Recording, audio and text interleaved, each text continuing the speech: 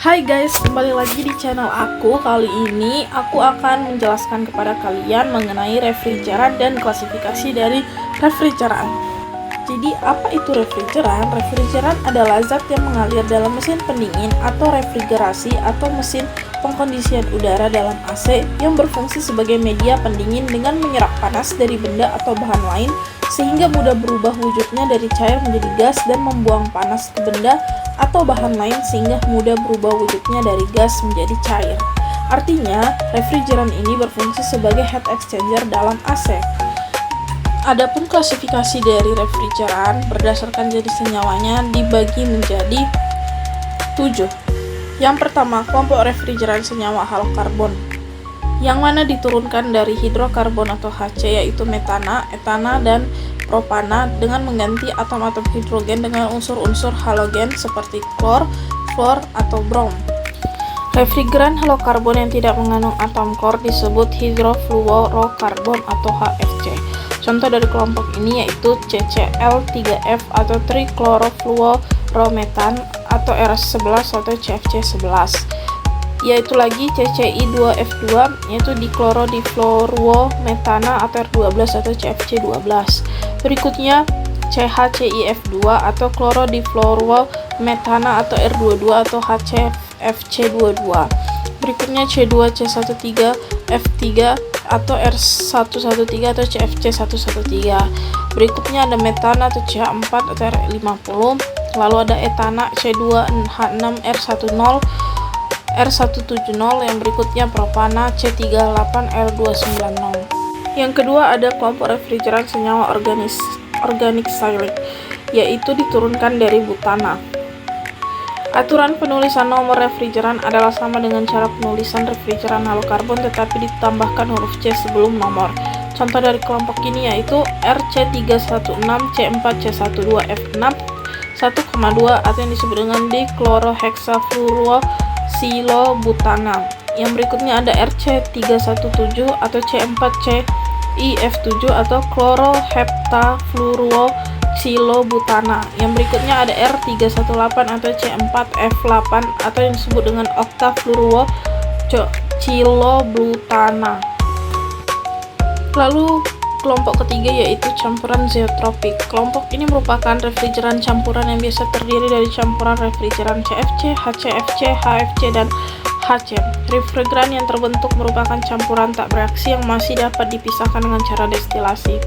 Refrigeran ini diberi nomor dimulai dengan 4, sedangkan digit selanjutnya dibuat sesuai perjanjian. Contohnya yaitu R401A atau campuran R22 53% ditambah R-152A 13% ditambah R-124 34%. Selanjutnya ada R4-402B yang merupakan campuran dari R-125 38% tambah R-290 2% tambah R-22 60%. Selanjutnya ada R-403B, yaitu campurannya dari R-22 56% tambah R-218 39%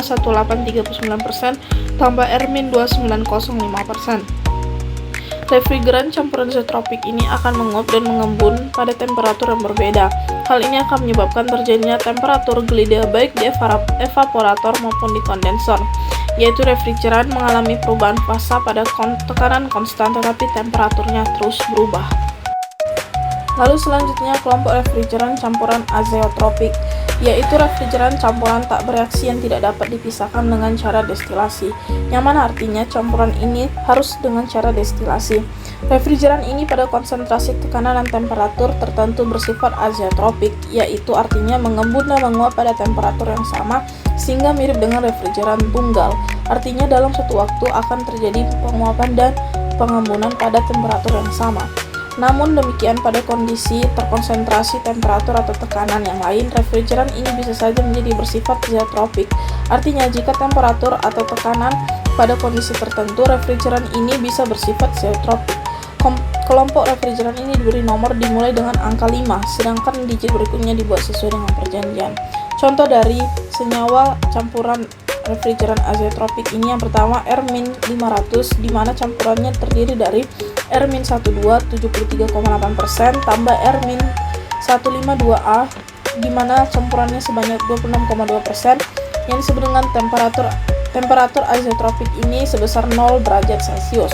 Selanjutnya R-502 di mana campurannya R-22 48,8% tambah R-115 51,2% di mana temperatur azotropiknya yaitu 19 derajat Celcius.